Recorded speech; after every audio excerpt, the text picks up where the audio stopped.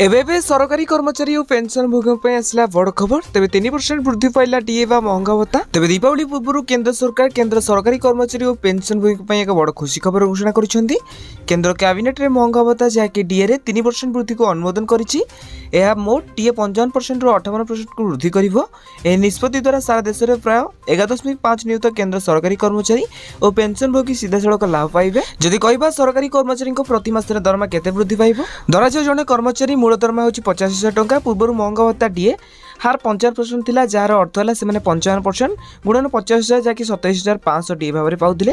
एवं सरकार डीए हार 58% को वृद्धि करछन्ती, तेणु से 58 गुणन 50,000 जहाँकि 29,000 टंका पाइबे। तेणु डीए वृद्धि मोट दरमा प्रति मासरे 29,000 माइनस 27,500 हेले 1,500 टंका वृद्धि करिवो। यार अर्थ होची कर्मचारी प्रति मासरे 1,500 टंका अधिक पाइबे। ठीक सेहीपरि आमे जदि पेंशन भोगी कथा कहबा, जड़े पेंशन भोगी को विचार करंतु जार मूल पेंशन होची 25,000 टंका। तेबे पूर्वरु तांकर डीआर 55% थिला, अर्थात 55 गुणन 25,000 जहाँकि 13,750 टंका होची।